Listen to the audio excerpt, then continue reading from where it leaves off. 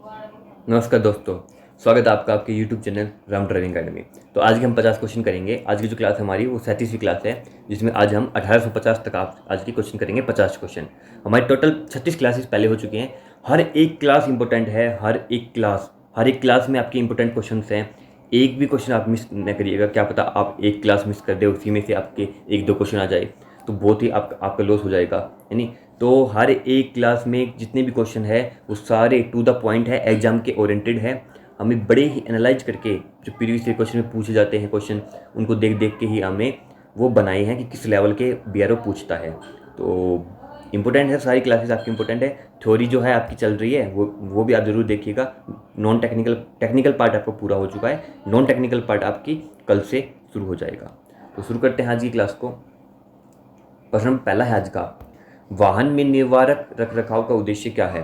तो break down को कम करता है। वाहन में जो निवारक रखरखाव होता है वो ब्रेक डाउन को कम कर देता है। प्रश्न नंबर 2 है, बाहरी वाहन में इंजन ऑयल कितनी बार बदलना चाहिए? जो आपके हैवी व्हीकल्स होते हैं उनके मैन्युफैक्चर, आपकी जो मेन्यू होती है, मतलब हर एक व्हीकल का आपका अलग अलग होता है नहीं। उसमें जो मेन्यू होती है कि जैसे कि हैवी व्हीकल है आपका, जो बस है उसमें अलग होगा, ट्रक में आपका अलग होगा। तो निर्माता की सिफारिश के अनुसार, मतलब अकॉर्डिंग टू मैन्युफैक्चरर कंपनी, उसमें लिखा होता है कि कितना आपका इंजन ऑयल कितने किलोमीटर पर बदलना है। इसके बाद में प्रश्न नंबर 3 है, वाहन रख रखाव में पहला कदम क्या है? तो दृश्य निरीक्षण, मतलब आपकी जो दृष्टि है वो आपकी बिल्कुल स्थिर होनी चाहिए। वो सबसे पहला कदम है आपका। प्रश्न नंबर 4 है, बाहरी वाहनों के लिए अनुशंसित टायर दबाव क्या है? तो निर्माता के विनिर्देशों के अनुसार ही आपका टायर दबाव होता है, जो आपका पीएसआई में मेजर किया जाता है। तो अलग अलग टायर, अलग व्हीकल्स का आपका अलग अलग होता है, ये कोई फिक्स नहीं होता है। प्रश्न नंबर 5 है, टायरों के अत्यधिक रिसाव को कैसे रोका जा सकता है? तो उचित संरक्षण और घुमाव, मतलब टायर रोटेशन आपका अच्छे प्रकार होना चाहिए, और आपका जो व्हील बैलेंस है, व्हील अलाइनमेंट है, आपके जो एंगल होते हैं, कास्टर एंगल, कैम्बर एंगल, वो आपके ठीक प्रकार के होने चाहिए। प्रश्न नंबर 6 है, रखरखाव के दौरान ब्रेक सिस्टम में क्या जांच करनी जानी चाहिए? तो सबसे पहले आपका ब्रेक जो फ्लूइड है उसकी जांच करनी चाहिए, ब्रेक पैड की जांच करनी चाहिए जिसको हम दबाते हैं, और ब्रेक लाइन जो आपकी होती हैं उनकी भी आपको रखरखाव करनी चाहिए। ब्रेक लाइन आपकी होती है, जो आपकी लुब्रिकेशन, जो आपका फ्लूइड होता है वो आपकी ब्रेक लाइनों के माध्यम से ही आपका ट्रेवल करता है। प्रश्न नंबर 7 है, वाहन पर अधिक भार लादने से क्या प्रभाव पड़ता है? तो घिसाव बढ़ता है और कार्यकुशलता आपकी घटती है। प्रश्न नंबर 8 है, कौन सा घटक इंजन को अधिक गर्म होने से बचाता है? तो आपकी जो अधिक गर्म होने से बचाता है, तो आपकी जो कूलिंग सिस्टम जो आपकी होती है वो आपके टेम्परेचर को डाउन रखती है, कम रखती है। प्रश्न नंबर 9 है, एयर फिल्टर को कितनी बार बदलना चाहिए? तो ये सर्विस मैनुअल के अनुसार आपका एयर फिल्टर आपको बदलना चाहिए। जब भी आप सर्विस करवाओ तो हर सर्विस पे आपका एयर फिल्टर तो आपका बदला ही बदला जाता है। प्रश्न नंबर 10 है, नियमित रखरखाव के दौरान बैटरी में क्या जांच करनी चाहिए? एक तो आपका इलेक्ट्रोलाइट स्तर, जो आपका लिक्विड होता है आपका डलता है, आपका वाटर डलता है आपकी बैटरी में, वो आपका लेवल उसको ठीक से प्रकार से आपका जांचना चाहिए। और उसके बाद में टर्मिनल की स्थिति जो आपकी होती है, 2 टर्मिनल होते हैं, उनको भी आपका जांच करते रहना चाहिए। बैटरी जो आपकी होती है वो 12 वोल्ट की होती है। प्रश्न नंबर 11 है, इंजन ऑयल की प्राथमिक कार्य क्या है? तो इंजन ऑयल जो आपका होता है वो एक तो पहला होता है स्नेहन, मतलब लुब्रिकेशन, आपका चिकनाहट, आपकी टूट फूट होने से बचाता है, चिकनाहट रखता है, आपका फ्रिक्शन कम करता है, आपका ठंडा रखता है यानी इंजन को। तो ये आपके सारे कार्य होते हैं। प्रश्न नंबर 12 है, मैनुअल ट्रांसमिशन सिस्टम में किस प्रकार का तेल इस्तेमाल किया जाता है? मैनुअल की बात करें तो मैनुअल में आपका गियर ऑयल का आपका इस्तेमाल किया जाता है। प्रश्न नंबर 13 है, यदि तेल की सैन्यता बहुत कम हो जाए तो क्या होगा? तो आप सैन्यता मतलब आपकी टूट फूट बढ़ जाएगी, आपकी जो चिकनाहट है वो कम हो जाएगी, कम रहती है अगर आपकी सैन्यता कम है तो। प्रश्न नंबर 14 है, सिंथेटिक तेल की क्या भूमिका है? ये बहुत इंपॉर्टेंट क्वेश्चन है। सिंथेटिक तेल जो आपका होता है वो अच्छा होता है आपके नेचुरल ऑयल से, प्राकृतिक ऑयल से। आपका सिंथेटिक ऑयल आपका अच्छा होता है क्योंकि इंजन के प्रदर्शन को बढ़ाता है और इंजन की आयु को बढ़ाता है। आगे बढ़ते हैं। प्रश्न नंबर 15 है, तेल के क्षरण इंजन को कैसे प्रभावित करता है? तो गाद बनने का कारण ये बनता है। गाद मतलब नीचे जो कीचड़ होता है वो इकट्ठा हो जाना। प्रश्न नंबर 16 है, इंजन में आदर्श तेल स्तर क्या है? तो न्यूनतम और अधिकतम अंक के बीच में आपका आदर्श मतलब आइडियल आपका ऑयल आपका लेवल होना चाहिए। मतलब आपका अगर ये हाई पॉइंट है, आपका ये लो पॉइंट है, इसके बीच में जो आपका होता है वो आपका आइडियल होता है। प्रश्न नंबर 17 है, तेल संदूषण कैसे होता है? तो मतलब तेल दूषित, संदूषण का मतलब दूषित, तो धूल के कारण होता है, ईंधन के कारण और धातु के कण के कारण आपका ये होता है। प्रश्न नंबर 18 है वाहनों के जोड़ों में ग्रीस का उपयोग क्यों किया जाता है। तो सबसे पहले एक तो ग्रीसन जो होता है आपका फ्रिक्शन होता है उसको कम करने के लिए, घिसाव को कम करने के लिए, टूट फूट को बचाने के लिए, चिकनाहट देने के लिए, आपकी जो पार्ट्स हैं वो स्मूथली चले उसके लिए आपके ये सारे आपके ग्रीस और लुब्रिकेशन का यूज होता है। प्रश्न नंबर 19 है सर्विसिंग के दौरान इंजन ऑयल में क्या जांचना चाहिए। तो लेवल आपको जांचना चाहिए, रंग आपके जांचना चाहिए और चिपचिपाहन आपका देखना चाहिए। प्रश्न नंबर 20 है तेल ग्रेडिंग में एपीआई का क्या अर्थ है। ये इंपॉर्टेंट क्वेश्चन है। तो एपीआई आपका होता है American petroleum institute, American petroleum institute. एक मैं आपको बता दूं ऑयल जो आपका है उसकी हम प्रैक्टिकल वीडियो लेके आएंगे। ऑयल जो आपका चैप्टर है वो आपका थ्योरी तो इसकी कंप्लीट हो चुकी है, बट आप इसकी हम लेके आएंगे आपकी प्रैक्टिकल वीडियो जो जल्द ही चैनल पे आ जाएगी, है नी। तो आप ये समझ के चलो कि एक वीक के अंदर अंदर हम ये वीडियो लेके आ जाएंगे, एक वीक के अंदर अंदर। आगे है प्रश्न नंबर 21 है दैनिक वाहन जांच का उद्देश्य क्या है। तो सुरक्षा और प्रदर्शन सुनिश्चित करना इसकी दैनिक वाहन की जांच होती है। एक बात और मैं बता दूं, जो आपका यूजेज ऑफ टूल्स जो आपका चैप्टर है वो बड़ा ही इंपॉर्टेंट है नहीं। तो वो हमने थ्योरी तो करवा दी इसकी, एक बार अच्छे से थ्योरी करवा दी, बट हमने थ्योरी में आपको बताया था कि हम इसकी पिक्चर टू पिक्चर वीडियो लेके आएंगे। तो हम ऐसे मत समझो कि हम भूल गए हैं, हमें सब कुछ याद है। हम पिक्चर टू पिक्चर वीडियो इसकी लेके आएंगे और वो आपकी ये समझ लो अगले संडे तक वो भी आपकी आ जाएगी, ठीक है। तो आपको टेंशन लेने की जरूरत नहीं है जब तक हम हैं। प्रश्न 22 है वाहन शुरू करने से पहले क्या जांचना चाहिए। तो आपका जो लेवल है, आपका फ्लूइड लेवल है वो जांच करी जानी चाहिए, टायर का दबाव मतलब टायर प्रेशर की जांच करी जानी चाहिए और ब्रेक आपके जांच की, ये इंपॉर्टेंट होते हैं। आपकी बैटरी आपकी इंपॉर्टेंट होती है, बैटरी की जांच की जानी चाहिए आपको, है नी। और टायर भी हो गया और दरफ्तर भी, और एक आपका होता है जो आपकी लाइट वगैरह होती है हेडलाइट वगैरह उसकी जांच की जानी चाहिए अगर आप रात के समय में लंबी दूरी तय करने वाले हो तो। प्रश्न नंबर 23 है ब्रेक फ्लूइड की कितनी बार जांच की जानी चाहिए। तो नियमित रूप से सर्विस मैनुअल के अनुसार। प्रश्न नंबर 24 है शीतलक सतर की जांच करने की सही प्रक्रिया क्या है। जब इंजन ठंडा हो, बड़ा ही मोस्ट इंपोर्टेंट क्वेश्चन, मैं इसको 5 स्टार दूंगा। ये मैंने आपको प्रैक्टिकल वीडियो जो मैंने करवाई थी जिसमें आपके सारे पार्ट्स मैंने खोल के दिखाए थे, उसमें भी मैंने आपको बताया था जो कूलिंग सिस्टम जो आपका होता है उसकी अगर आपको कूलेंट की स्तर जांचनी है, लेवल जांचनी है, कभी भी गर्म इंजन में आप कभी भी न जांचें। मैंने बताया था आपको प्रैक्टिकल वीडियो में, क्योंकि जब आप गर्म इंजन आपका होता है, आप किसी ट्रैवल के करके आप आए हो और आप कूलेंट को खोलने लग गए, उसकी कैप को खोलने लग गए, जितना भी आपका कूलेंट है उसमें प्रेशर बना रहता है तो वो सारा आपके ऊपर पड़ जाएगा और आपका जलन, आपको नुकसान बहुत ज़्यादा, आपके साथ दुर्घटना हो सकती है। तो जब आपका इंजन ठंडा हो जाए तभी आप शीतलक सतर जो आपका होता है उसको जांच करें और जो कूलेंट की जो कैप है उसको खोलें। प्रश्न नंबर 25 है बैटरी टर्मिनल की सफाई क्यों आवश्यक है। तो ये पहले बात तो है जंग को रोकता है, दूसरा है कनेक्टिविटी सुनिश्चित करता है और तीसरा है आपका कई बार उनमें टर्मिनल में आपकी कार्बन जमा हो जाते हैं तो कार्बन साफ करने के लिए आपकी सफाई करने की आवश्यकता होती है। प्रश्न नंबर 26 है विद्युत प्रणाली में क्या जांच की जानी चाहिए। तो लाइट, आपके हॉर्न और इंडिकेटर, ये आपकी इलेक्ट्रिकल सिस्टम में आपकी जांच की जानी चाहिए। प्रश्न नंबर 27 है टायर का प्रेशर कितनी बार जांच करनी है। तो हर सप्ताह में आपको टायर का प्रेशर की जांच करनी है। प्रश्न नंबर 28 है वाहन की सस्पेंशन में सबसे पहले क्या जांच की जानी चाहिए। तो सबसे पहले आपका शॉक ऑब्जर्वर और उसके बाद में आपकी जो स्प्रिंग्स हैं उनकी जांच आवश्यकता है। प्रश्न नंबर 29 है यदि किसी वाहन में तेल रिसाव के लक्षण दिखे तो क्या करना चाहिए। तो तुरंत निरीक्षण और मरम्मत करवाएं।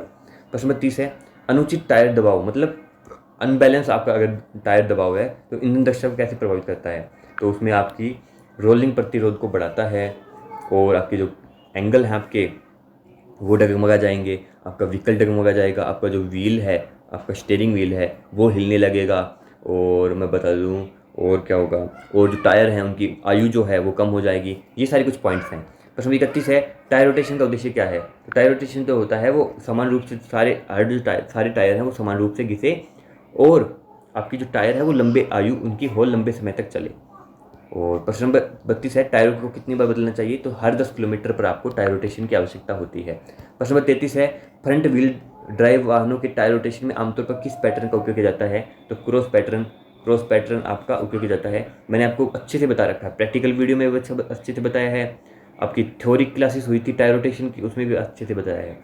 तो ये समझ लो जो आपकी थ्योरी क्लासेस है वो जान है नहीं, वो बेस है आपका। जब तक वो नहीं आपका क्लियर होगा तब तक आप एग्जाम में कुछ नहीं कर पाओगे।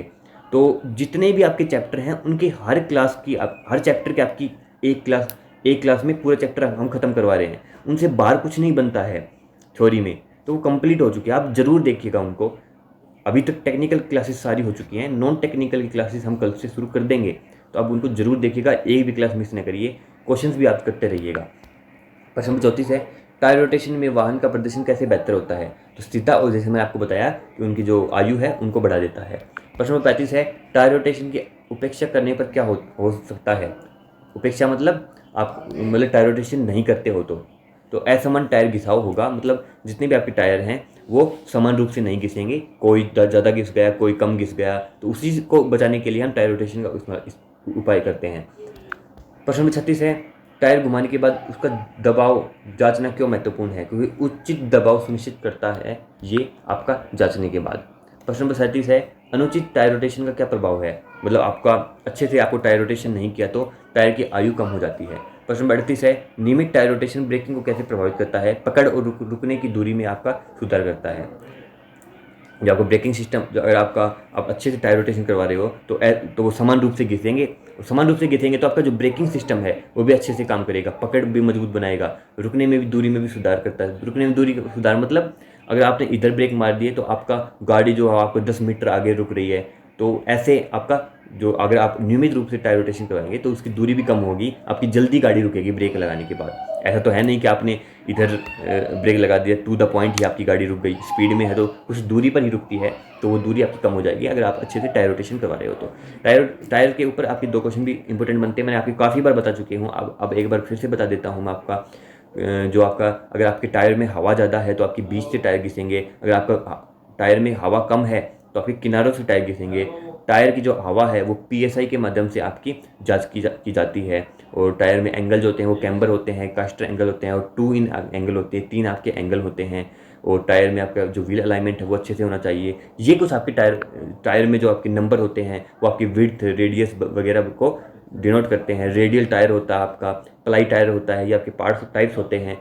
तो ये आपके कुछ आपके टायर के ऊपर इंपॉर्टेंट क्वेश्चन थे, क्योंकि टायर रोटेशन जो है आपका वो इंपॉर्टेंट है, आपका टॉपिक है, वो बीआर ग्रीफ के नोटिफिकेशन में भी दे रखा है, तो बड़ा ही आप इसमें गौर किएगा। इसकी थ्योरी क्लास आप जरूर लीजिएगा, प्रैक्टिकल तो आप जरूर लीजिएगा, उसमें पूरा आपका टेक्निकल पार्ट का रिविजन हो जाएगा, और थ्योरी भी आप न छोड़िएगा। प्रश्न नंबर 40, हाँ, ट्रेड जो होता है वो डिजाइन होता है, जो टायर्स के ऊपर जो लकीर होती है उसको हम टायर बोलते हैं। टायर रोटेशन पहले क्या जांच जाए, ट्रेड की गहराई और हवा भरने के दबाव। मैंने कल ही आपको क्वेश्चन करवाया था कि ट्रेड की जो गहराई है, जो विड्थ है, वो कितनी होनी चाहिए, कल ही मैं बता देता, ये आप कमेंट बॉक्स में बताइएगा, देखते हैं आपकी याद है या नहीं है, यानी आपकी क्लास जो कल थी वो याद है या नहीं है। ये बड़ा ही इंपॉर्टेंट क्वेश्चन है, बड़ा ही इंपॉर्टेंट, कि जो ट्रेड की जो विड्थ होती है वो कितनी होनी चाहिए, तो ये आप हमें बताइएगा कमेंट। इसके बाद में जो प्रश्न नंबर 40 है, rear wheel drive tyre rotation का सही क्रम क्या है? तो पीछे से आगे और क्रॉस फ्रंट से पीछे। ये मैंने आपको काफ़ी बार बताया, जो प्रैक्टिकल में बताया है, मैंने आपको थ्योरी क्लास में बताया है। जो रियर व्हील ड्राइव है मतलब पीछे जो पावर आ रही है हमारी इंजन की, उसमें क्या होगा, दोनों पीछे के टायर आपके आगे चले जाएंगे, पीछे के आगे, वो जो आगे के हैं वो पीछे चले जाएंगे बट क्रॉस में। और फ्रंट व्हील ड्राइव में हमारे इंजन की जो पावर है वो आगे की टायरों में जाती है, तो फ्रंट व्हील ड्राइव में क्या होगा, अगले दोनों टायर आपके पीछे बोथ साइड सेम साइड में आ जाएंगे, और पीछे के जो आपके टायर हैं वो आगे चले जाएंगे बट आपके क्रॉस में। ठीक है, ये आप इंपॉर्टेंट ध्यान रखिएगा। प्रश्न नंबर 41 है,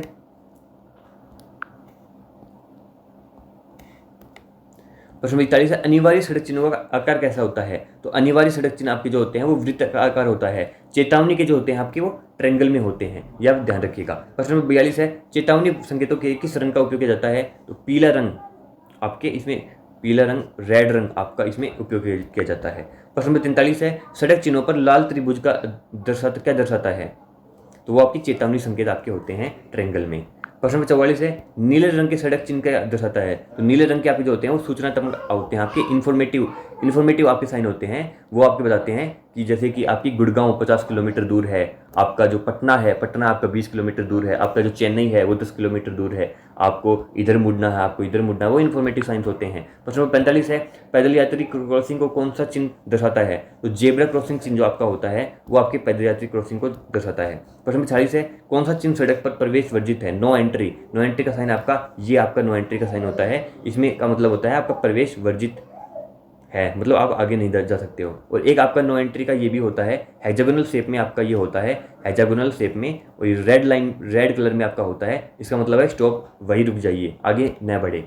आगे बढ़ते हैं। प्रश्न नंबर आपको जो 47 है वो है विपरीत दिशाओं में इशारा करते हुए दो तीरों वाले चिन्ह का क्या अर्थ है? तो दो तरफा यातायात, मतलब ये कुछ आपका इस प्रकार का होता है, इस प्रकार के आपका जो साइन होता है दो तीर में, तो इसका मतलब होता है दो तरफा जाता है, मतलब टू वेज आपका रोड है। प्रश्न नंबर 48 है सड़क पर सफेद टूटी रेखा क्या दर्शाती है कि आप लेन बदल सकते हैं? ये मैंने कल की क्लास में अच्छे से समझाया था आपको। प्रश्न नंबर 49 है एक संख्या के साथ गोलाकार लाल बॉर्डर वाला चिन्ह क्या दर्शाता है? तो आपका गति सीमा, मतलब आपकी कितनी गति होनी चाहिए। और एक क्वेश्चन आपकी जो हाईवेज पे है उसमें 80 किलोमीटर पर हावर की गति से ज़्यादा गति आपकी नहीं होनी चाहिए हाईवेज के ऊपर। आपकी अगर स्कूल बस है तो स्कूल बस की गति आपकी 40 किलोमीटर पर आवर से ज़्यादा नहीं होनी चाहिए। ये इंपॉर्टेंट क्वेश्चन है। प्रश्न नंबर 50 है जो आपका आज का लास्ट क्वेश्चन है, वो है सड़क चिन्हों का उद्देश्य क्या है? तो यातायात को नियंत्रित करना और सुरक्षा सुनिश्चित करना, ये आपका सड़क चिन्हों का उद्देश्य होता है। तो ये आज के 50 क्वेश्चन थे। और हमारी इसकी जो क्वेश्चंस की आपकी 3 क्लासेस और हैं, 3 क्लासेस वो भी हम 3 दिन में कर लेंगे कंप्लीट। इसके बाद में आपकी क्वेश्चंस की सीरीज कंप्लीट हो जाएगी। और अब जरूर आप हर क्लास ले लीजिएगा, पीछे जितने भी क्लास हो चुके हैं हर क्लास आपके लिए इंपॉर्टेंट है। मैं काफ़ी बार बता चुका हूँ। पेपर के बाद आप खुद कहोगे कि सर ये क्या क्या हमने क्वेश्चन नहीं देखे, आपकी क्लासेस नहीं देखी, आपकी क्लासेस मेरे सारे आ रहे थे। मैं मतलब पूरा एनालाइज करके ये सारे बनाए हैं बड़ी मेहनत से, पूरी रात जाग के आपकी ये PDF तैयार की है आपकी क्वेश्चंस की, जो मैं आपको करवा रहा हूँ। तो ये बड़ी इंपॉर्टेंट है। मतलब आप 10/10 रैंक आप अगर कोई देना चाहिए रेटिंग, तो 10/10 रेटिंग है, ऐसी PDF है। तो बाकी आपने देख लिया होगा क्वेश्चन किस लेवल के हैं। तो हम हर एग्जाम ओरिएंटेड आपका जो पूरा है वही करवाते हैं, इससे बाहर आपका नहीं जाएगा। बस आप इतना कर लो जो हम करवा रहे हैं, आपका सिलेक्शन निश्चित रूप से हो जाएगा। तो वीडियो को लाइक कर लो, और जो मैंने आपका बताया था कि आपको कमेंट बॉक्स में बताना है वो आप आंसर दीजिएगा कमेंट बॉक्स में, और सब्सक्राइब कर लो चैनल को। तो मिलते हैं कल की क्लास में। जय हिंद।